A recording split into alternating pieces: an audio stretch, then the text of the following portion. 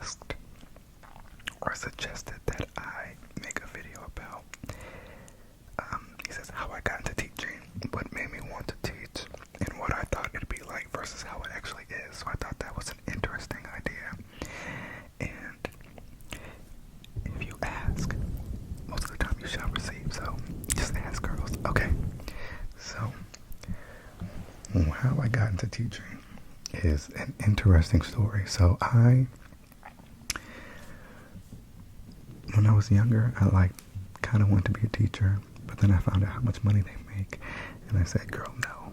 Okay, so then I was like, maybe I want to be a pediatrician for a long time until I found out how much science it took, and I don't like science.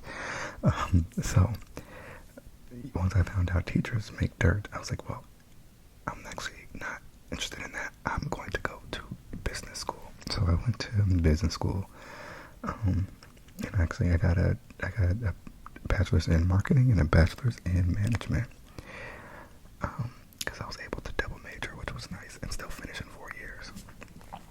But that's because I did some classes in high school, but we're getting beside the point. So I did business, and I lived in my home state for a while, and I did business. So before I even graduated, I got a job that I really enjoyed. It was marketing, and then at that job I was able to get promoted, which was nice. And then I wanted to move out of the country, which was a whole thing. Alright, so I was like, I gotta get out. Donald is running this place ragged. It already wasn't that great to begin with, and I just needed to go. And I was going to buy a house. And I was like, you know what? I've never left. I've left obviously on a vacation, but I've never lived anywhere besides my home state. So before I buy a house, let me live somewhere else. So all these reasons were telling me to go. So I told my job, hey, I'm leaving the country. Can I keep my job? Can I work remote? They took it up the chain. Up the chain was like, no. The gag is, if I would have waited 6 months, for the pandemic, then hey, it probably would have been fine. But it is what it is. Everything, happens or I'm not always, and everything happens for a reason, girl. But there's some good in every situation. So I quit my job. I moved out of the country. I went to Mexico. I started to freelance for a little bit, but it wasn't paying the bills. I mean, it was, but not for the life I wanted to live. I didn't love the Airbnb I was in, and that's a whole different story. I can talk about my time in Mexico if you want, but that's not what this video is about. So then I came back to the U.S. But before I left Mexico, I had made plans to move to Los Angeles, because I was like, okay, let me find a heavy medium, right? So I was like, LA, has a beach. I have friends out here. So let's do it, right? So everything aligned. I'm trying to make this part short. Long story short, I moved to Los Angeles. I had some friends here. They had an open room. It worked out perfectly. So I lived in LA. I moved literally February 29th, 2020. I started work on March 2nd. So it was right after I moved in at this marketing company. So I got a job with this marketing company. I was really happy because they're a big deal. They represent some really big brands, and I knew it was going to be at the time that's what I wanted to do, and so that's the place to be. It's if you wanted to be a dancer and you got a job for Beyonce, or if you wanted to work. I don't know how to explain it, girl, but it was a big deal. So I was really excited. I was able to negotiate my salary to where I wanted to start. And while I was there, so I started in March, and by October, I had been promoted 2 or 3 times. So my salary had increased, and I was like, okay, this is good. And also because of the pandemic, I was working from home, and you couldn't go anywhere, so I wasn't spending a lot of money. I mean, was. I was spending, Amazon was getting all my money, but like I wasn't going out. I had 3 other roommates, so like my rent was cheap. So it was fine. But it became like really, really stressful.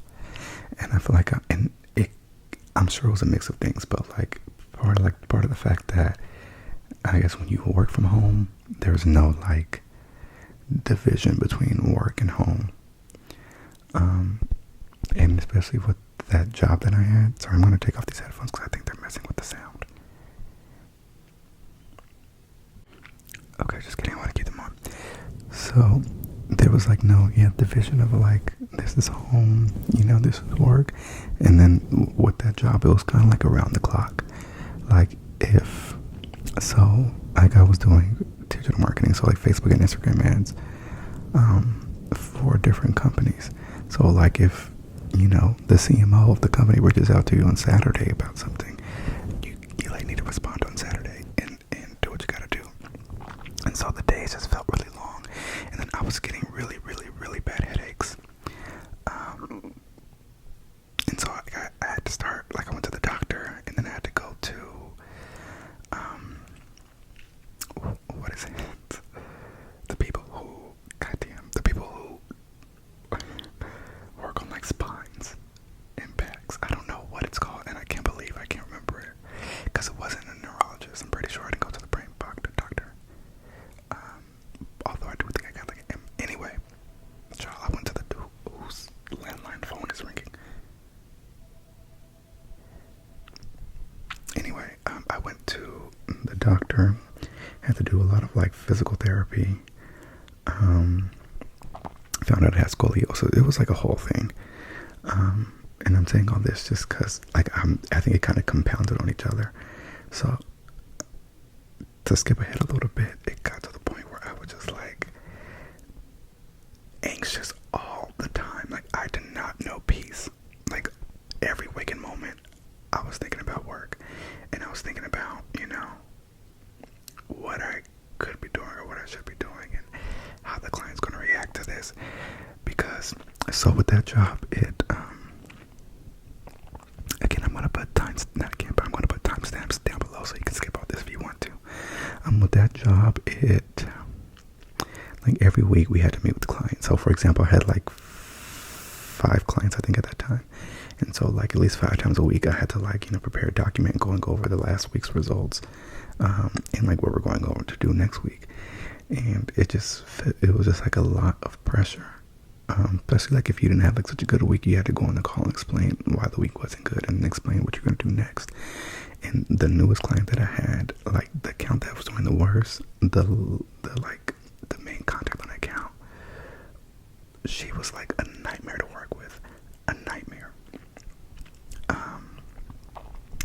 And like my manager at the time thought that was like the reason I was leaving, and honestly I wasn't sure if, like, I think it was a big part of it, and in reality I could have just asked to like be taken off that account. But okay, I'm gonna take the headphones for real this time. So anyway, it just felt like a lot. I was just always like stressed and anxious, and so I decided like I had to be done. And like I wasn't sure what I was going to do, but like I knew I had to be done.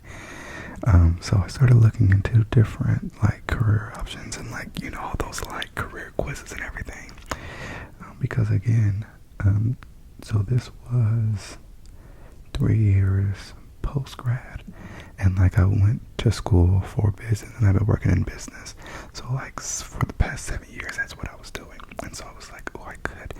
And then the company, they were like, well, if it's her, we can just get you we can take you off that account and give you a different one.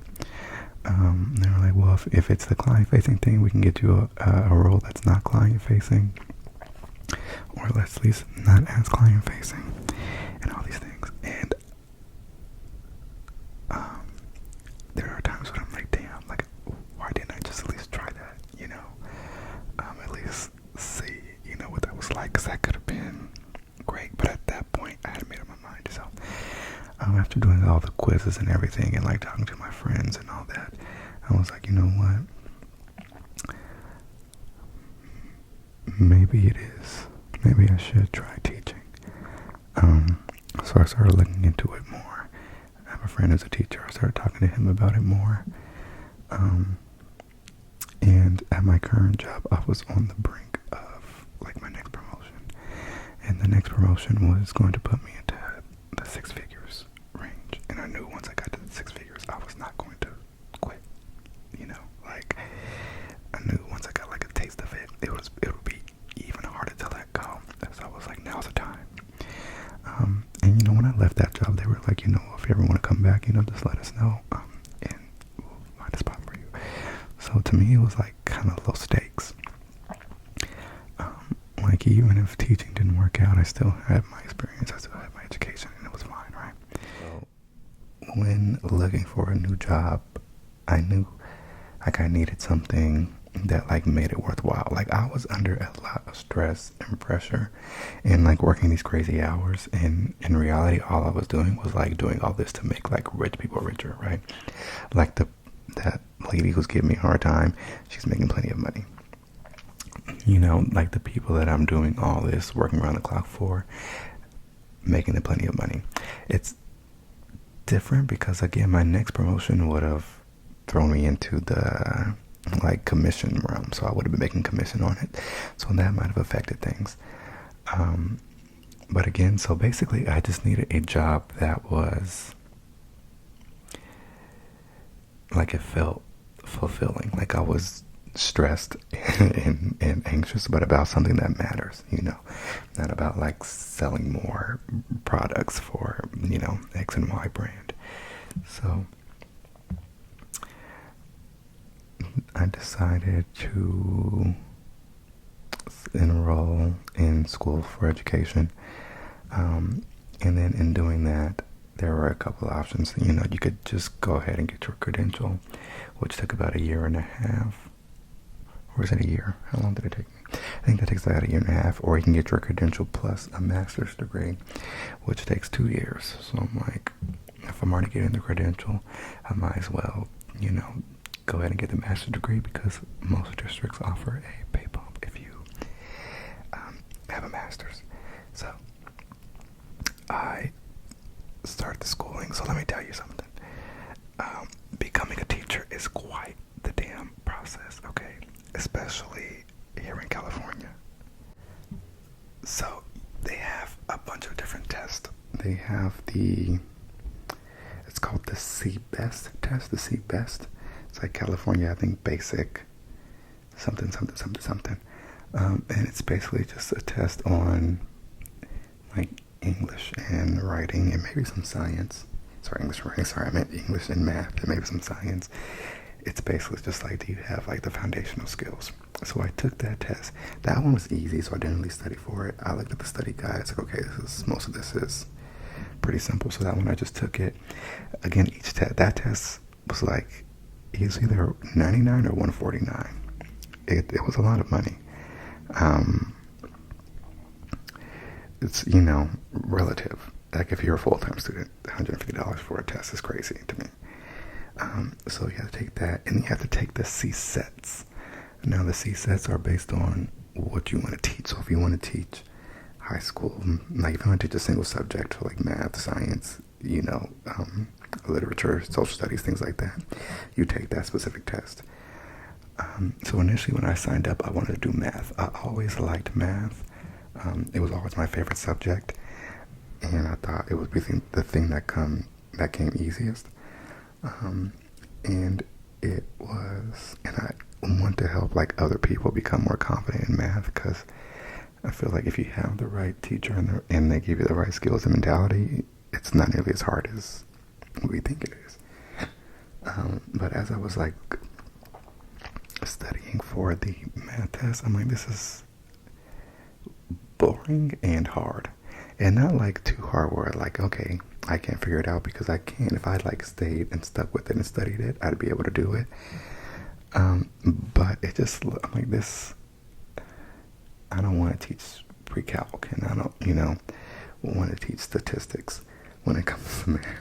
So like toward the end of high school and in college, it just wasn't interesting to me anymore. Like it wasn't fun.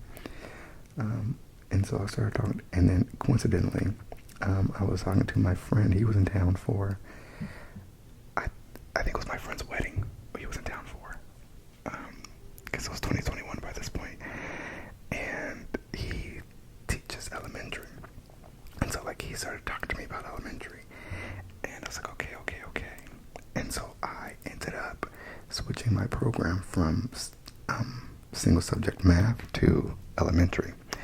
So then the elementary CSET it's like three different tests. One is,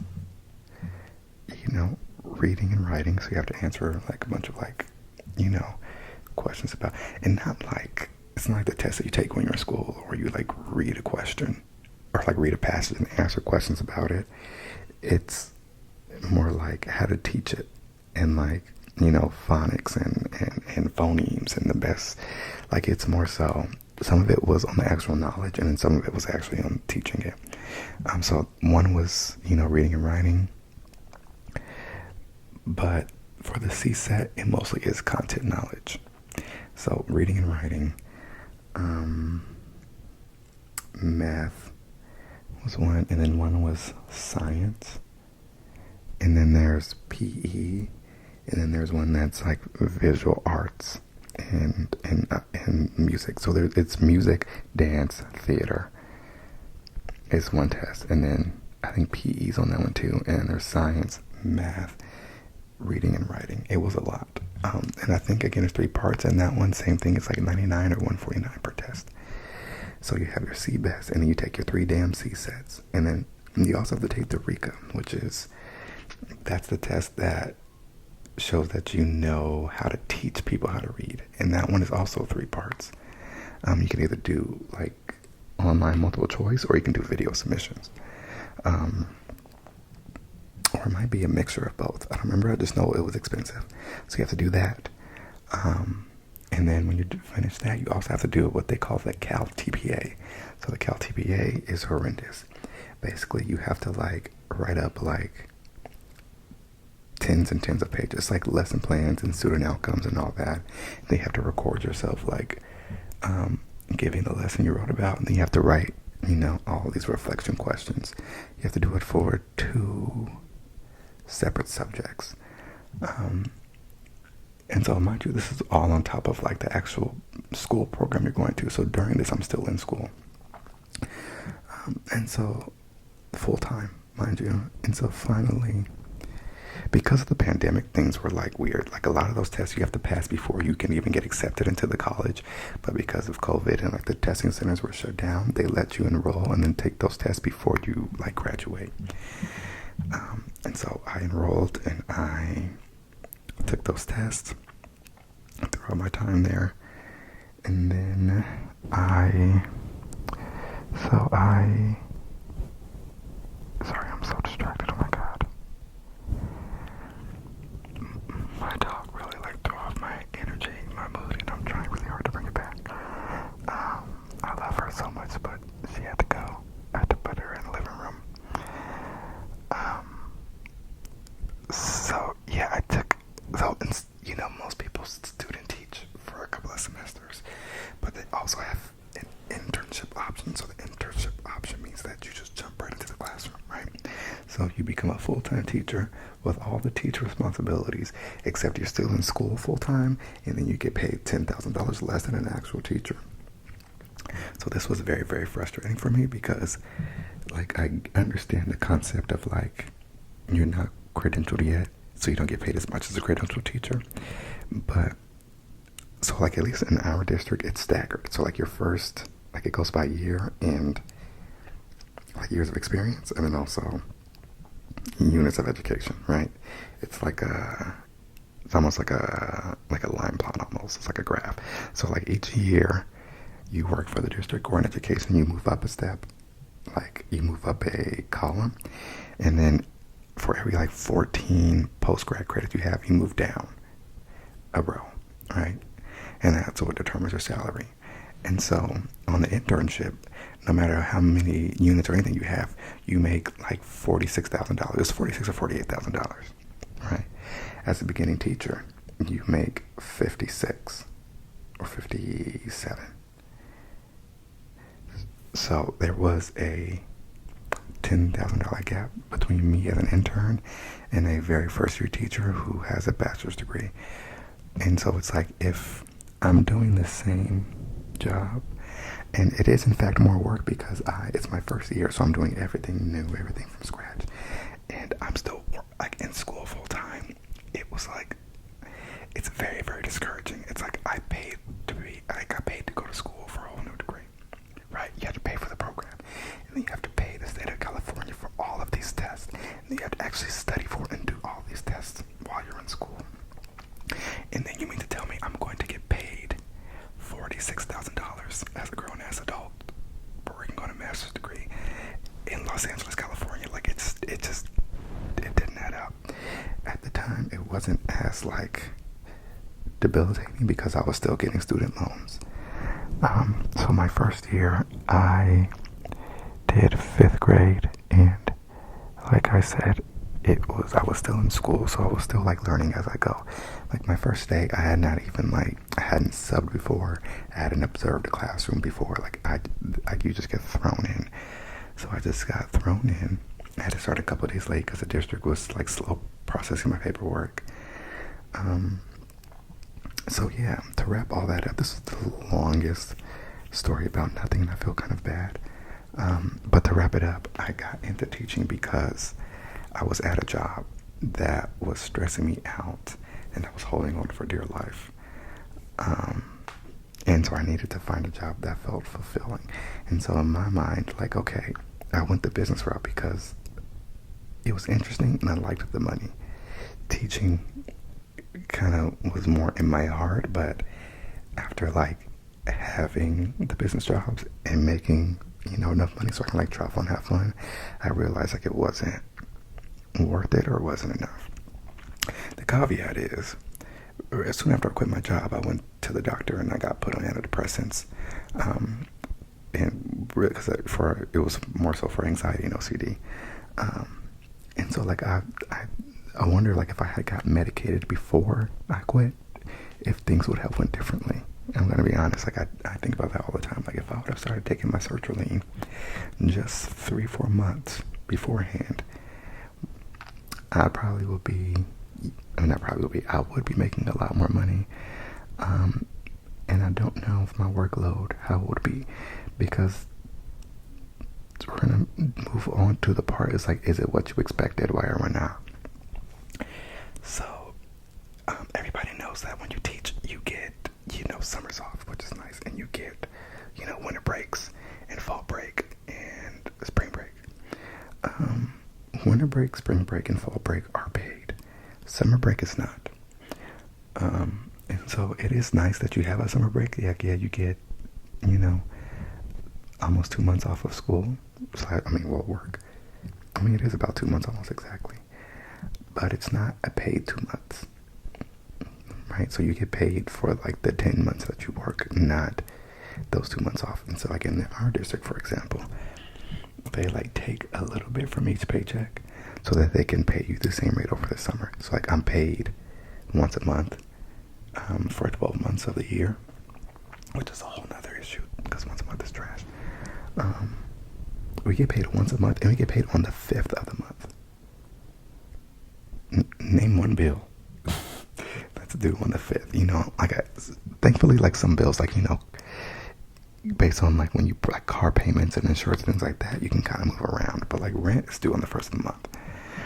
And so we get paid once a month and on the 5th of the month. So you really gotta know how to manage your money, which is crazy because they don't give you any money. So number one, you don't get paid for the summers. So we have them off, but they are unpaid. So as I was saying, they take like your salary, like what it's supposed to be over the year, and then they divide it up by 12 months, and that's how much you get paid. So that's one. Two, it still is a lot of work. So like my work hours aren't bad. It's like it's like 7:45 to like 2:45, right? And within that is recess and lunch, which are, again, you guessed it, unpaid, right? So we are there from, 8, 9, 10, 11, 12, 1, 2, 7 hours, but we only get paid for 6 hours, okay? Ask a teacher and ask them if they work during their lunch break and or recess, and I'm positive most of them will say yes, because you kind of have to if you want to get things done. You don't have to. I'm sure there are people who can get by without doing it, but most days I'm doing at least something during recess and lunch, especially recess. But I do know that some teachers have to like do yard duty, so I won't complain too much about that. And then you're also, like, it's in the contract that you are supposed to work 2 hours after the school day. It doesn't have to be at work, like at school, but you're supposed to work after hours too. So whether that be like lesson planning, grading, prepping, things like that.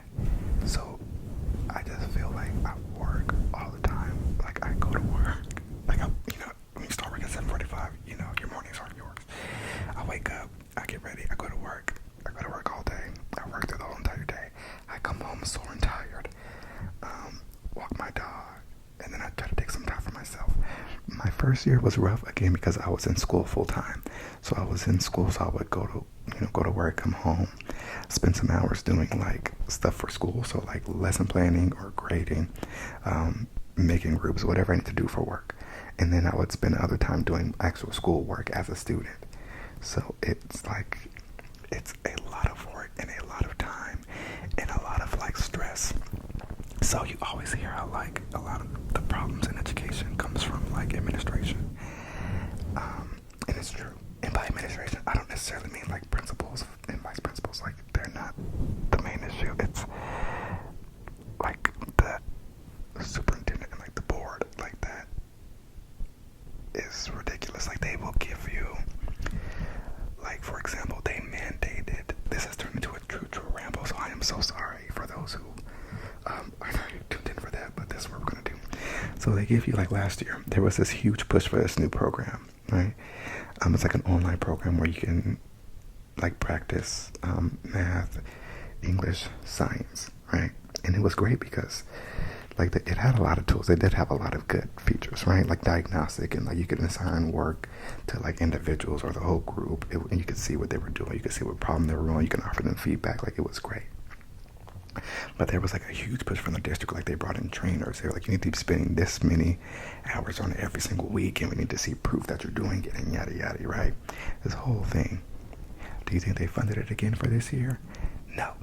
It is not funded after we were like harassed and hounded about this damn program. It's not funded this year, right? And so this year, the big push was to switch our ELA curriculum. So we switched our ELA curriculum to a whole new curriculum. And so school started on the 14th. Today is now the 21st. And do you think our ELA curriculum has arrived yet? The answer is no, right? So there was this huge push on this new curriculum. We had to go to all these trainings and everything. And yet, the curriculum has not arrived. And so it's kind of like there's always like these, they put all this pressure and everything on like the teachers and therefore on the students. But then there's not like proper follow through. Like you shoved this program down through us last year, only to take it away the next year. And it's frustrating because when I tell you they like the emphasis that is put on it, you like have to find a way to incorporate it into your teaching practice. And so you do that and you finally get into a groove, you get comfortable, like, okay, I like this. And then like, I'm just kidding, right? And so then we went to this training for this new ELA program. Like, okay, I'm excited, I'm ready to go, I'm ready to start. I printed out the stuff so I can get started. I'm ready. Stuff hasn't arrived. So I couldn't do it the whole first week, which is fine because the first week of school, who cares? But I at least wanted to start, the second week, and it's still not here. So one of the things that I didn't like, people say that like the adults are the problem, but the adults really, really are the problem. Like they do not provide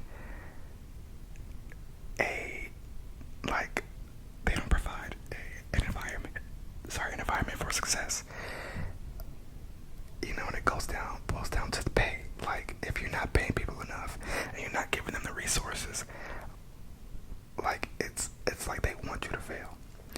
that's another thing I did not expect for them to be as bad as people said when it comes to things like that. One thing that I didn't know is that you can work like kind of like overtime. So even though we're salaried, technically they still really pay you by the hour for the most part. But you can, like, if you do things like after school, like if you do like after school like interventions, so like tutoring, or if you do like different trainings and stuff, you can get paid extra, and so that helps. And then people end up doing a lot of that because, you know, we don't get paid enough, so then we're kind of working even harder so we can kind of make a livable wage. So it's nice that like there's opportunity, but it also kind of sucks that you need to do that. Another thing, but like there's like committees and things on campus, and those you don't get paid extra for, which I had a hard time wrapping my head around, at least not at the elementary school level, or at least not in my school. So if you're like an advisor for like student council or like yearbook, things like that, I know at the high schools you get a stipend, but elementary, at least at our school, you do not. Another thing that I did not expect is the wide gap in like students, like in their current capabilities, I'll say. Like so we have to give like tests in the beginning of the year to like, you know, see how many words per minute they can read, comprehension, how many sounds they can sound out, all that stuff, right? I had a student who scored like 118 words a minute, and then I have a student who scored literally 4 words a minute, right? And so these kids are in the same exact classroom, and you have to find a way to be able to teach them and everybody in between. And so that part gets kind of difficult because I get a little stressed out about like, okay, like I don't want the child who can only read 4 words to be left out of the lesson because he can't like grasp onto it. So I have to figure out a way to like make it accessible for him. And I also have to make a way for it to not be boring for the child who can read 118 words per minute, right? So I spent a lot of my time like differentiating, finding out for this math lesson or this math unit, putting everybody in different groups. And like I just didn't realize how much work goes into literally every individual student. Like you get to know every student's like their name, obviously their names, but like their lives and like what goes on at home, how many siblings they have, how many dogs they have, what kind of sports they play, what video games they play, what kind of books they like to read, their favorite songs, their favorite artists for each of the students. You know, like what they're like really good at in some areas and what they need help with.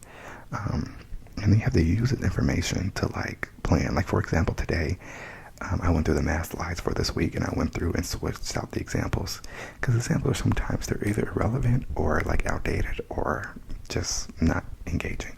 So I went through and like swapped out the examples and put in like students' names and like what they actually do. So like one of the examples was like, you know, it said the 3rd grade had 83 boys and 43 girls. How many children are the 3rd grade altogether? So I went through and changed that, and I said,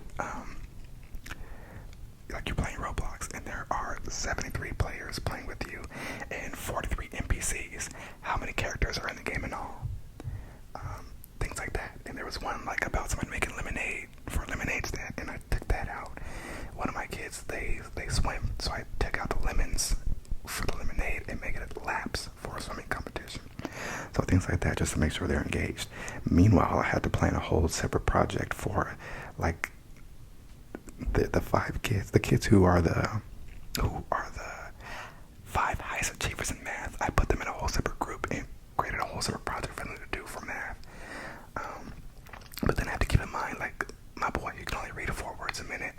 He's not going to be able to read the word problem, so I'm going to have to either read them with him or pair him up with somebody who can read them to him. But it can't be one of the kids who are in the higher group because they are doing their own project. So it's just things like that that you don't expect, and then it's like you have to do it every single day for every single lesson. You know, like even when I'm like, okay, now it's just time for, you know, we're just doing a free quick write. But there are some kids who don't know how to like spell, and so they, you know, have a hard time like doing the writing assignments, and they want me to sit with them and help them spell. So things like that, I didn't expect it to be that involved, and I didn't realize that I will be doing so much for like special education.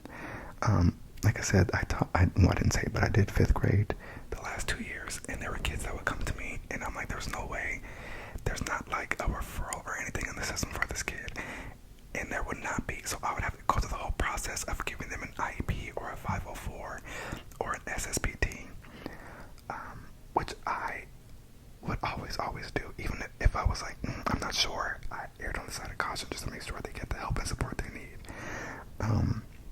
And so you also spend a lot of time like in those meetings, coming up with plans and things like that, and then spend a lot of time implementing them. So that is another big difference than what I expected. So, but I love the job. It is so rewarding. Like, it's amazing to be able to like literally educate children, like teach them not only just like, it's like it's fun and cool to teach them like math, and like they get excited learning how to do, multiplying and like multiplying fractions and dividing fractions and finding the main idea and things like that. But even simple things like when they learn new words, or they learn really new words, my favorite, like when they learn new words and they keep using them, like learning new concepts, like because of the tropical storm coming. Like I said in my last video, the tropical storm that came, I did a whole lesson on hurricanes, and they like were so interested, and they learned so much about like hurricanes and weather, and it feels cool because they like get excited and they appreciate that, and then they like adore, well, not all teachers, but like my kids at least adore me. Like they act like you're like Beyonce, and I'm like, okay, girl, it's all like, calm down, it's fine. But it's so cute how much they like trust you. If you earn their trust, like they like, it's like, almost like a puppy, like my dog. Some days I pretend I'm like just gonna like I step right next to her head to see if she's gonna move, and she doesn't move. Like she just trusts me fully, and that's how. Not that I would ever step on her. I just want I'm like, is she gonna even flinch? And no, she never does. That's how the kids are. Like they, like if I say, okay, we're about to jump off this cliff, they're like, all right, girl, let's do it. And they keep you young, they're like fun and energetic, and they give you like, it's something to look forward to. Like I get excited to go to work every day. Like even on Sundays, like, okay, I'm ready to go to work on Monday, because I'm excited for them to learn and for them to grow. I'm also excited to just like hang out. Like, girl, what y'all do this weekend? Let's key, let's chat. How was your swim meet? How was your soccer game? How was practice? How's your little baby brother doing? How's mom doing? Did you go to grandma's this weekend? How was your trip? Did you beat that level you've been working on all week? Things like that. Teaching them how to like have a growth mindset. Teaching them how to be kind to others. Teaching them how to be respectful is rewarding, and it's literally the only reason I think teaching still has teachers is because it is rewarding. Because otherwise, nobody would do this job. It's hell. It's hell. You're dealing with a bunch of children, and they tattle, they have a hard time focusing. There's a million things that are like stressful and draining about the job, but there are 1,000,001 like redeeming qualities.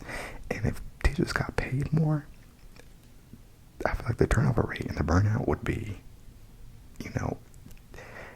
drastically decreased. So, to wrap up, I became a teacher because I was working in a job that I thought was my dream job, but it turned out to be a like major life stressor that just had me down bad. We'll never know if it was the job or the lack of medication, but either way, I love teaching now, so I don't think I will be stopping anytime soon. What I did not expect is just the amount of work that goes into it. I like you. I always joke with my friends / colleagues, like, we have to do this again tomorrow, right? Like I just did a whole lesson on ELA, and the ELA lesson again 2 hours. So I'm teaching a multitude of concepts, writing, reading, finding the main idea, comparing, contrasting characters, all that, right? And I'm teaching a whole new math lesson, and then I'm teaching social studies, and then I'm teaching them just how to behave as people, how to not interrupt, how to not yell, how to walk in the hallways, how to address their feelings, how to be kind to one another. You do all that. You wrap up the day. You walk them out to the bus stops, or to the bus. To walk them out to the buses and to their parents and everything. And then you go up to your classroom. Clean it, straighten up. And you have to do it all again the next day, and then again the next day, and then again the next day. Like, summer break is more than needed because it's such a draining job dealing with children all day. Although they're like Sour Patch Kids, they you have to oftentimes stop what you're doing because they're not doing the basics, like calling people names and just all sorts of things. So I learned that you have to really put your foot down early on, and really set very high expectations early on. Like, the kids know now that if your name's on the paper, trash. If you do not give me your very best effort on something, you're going to have to redo it. So just do it right the first time. And then they respect you and appreciate you for bringing out the best in them, and then teaching them how to do these things. Because guess what? When they go on to the next year, they're not going to forget their name. They're not going to half-ass anything because they know that, hey, I need to give it my full effort and do it right the first time. So this was truly, truly, truly a ramble. It was many parts, interrupted by a few things, but and I almost kind of want to redo the video if I'm being honest, but I think I'm going to put it out and just let it be what it is. So Nick, hopefully this answered your questions. But yeah, so if you're on the fence about teaching, I suggest, maybe try subbing first, but I love it. I don't request switching over. I get annoyed by the lack of money and the lack of consideration for the teachers from the district, but besides that, it's great. I have a really, really good relationship with the parents, and a lot of that comes from my time doing marketing. Like I said, I had to do client calls every single week. I was doing 4 or 5 calls a week, and so you learn how to give news and present news and data, whether it be good or bad. And so now when it comes to parents, I know how to schmooze, and I know how to when it comes to parent conferences, I won't say I get excited, but I don't dread them because it is what you just giving the people the data with a little pizzazz. Also in California, so after you do all that, right, I took all those tests, paid all that money, went to school, got my master's. That's for your preliminary credential. You then have to spend 2 additional years being mentored and reflecting and writing papers and everything. 2 years, so you can get a clear credential, because your preliminary credential is only good for 5 years. So part of me is I think I might just teach for 5 years and call it a day. But I think I'm just going to become nationally board certified, so I can, because that's 2 birds, 1 stone. It'll count as clearing my credential, and it'll also, it's a 15% pay bump per year. So yeah, it is a lot of work, and the work never stops. Which is good because children's lives are literally in our hands. But at the same time, it would be nice to be paid as such. Thankfully, after years of negotiation and going on strike, we did get a raise, which helps. It will help once it's finally processed and actually applied to our checks. But I don't know, it's kind of crazy to me. It's you always understand how disrespectful the pay is. It's kind of a known thing in the country that teachers are underpaid and vastly underpaid. But when you're doing it and in it, and you see firsthand how hard you're working and how many things you have to do, and then to not be able to go out and have fun because you can't afford it, it's demoralizing and it's frustrating, especially coming from the business world, where I quite frankly worked less hours and made a lot more money. It's like a slap in the face. And part of me feels like a large part of it is because teaching is comprised of, majorly majorly women, right? It's mostly women, and we already know how bad the pay gap is. And so I think if teaching was, full of male teachers, I don't think that the salary would be this low. That's my personal opinion. I think it's another way to like undermine women. Like, yeah, you do loads and loads and loads of work, but we only value you this much. And so I think as like society progresses and we continue to like speak up, I think, changes will continue to happen. But I think it needs to happen more rapidly than it is. Like our district, we did get a 20% raise, but it's over 3 years, right? 20% over 3 years. It's like, well, it's 21%, so it's 7% a year. But like that's including like the past year, right? So it's 14% over the next 2 years, really, which is great. But like if you were severely underpaid beforehand, and the economy is going in the opposite direction, 21% is kind of just putting us like, it's like putting us back to like the balance, almost. Not even a balance, but do you know what I'm saying? Like it's still not enough. As a person with like a master's degree and that works my ass off doing this job, the new salary is still not great. Like even, so I'm gonna be transparent, even after like maxing out, so like I'm taking like, I have to take like 52 credits worth of college classes to max out on the salary table. So 52 credits worth of classes, that's a lot of credits, by the way. 52 credits worth of classes. If I finish that by my 4th year, I'll be making like $80,000. So after, again, that's a total of 96 credits post bachelor's degree. In 4 years of working, I'll be making $80,000. For context, at the job that I quit, after, I started there at $50,000. After, let's see, just so March, April, May, June, July, August, September, October. After about 7 months, the promotion that I was going to get was going to be 80 plus commission. And that's the one that was going to take me over the 6 figures. So like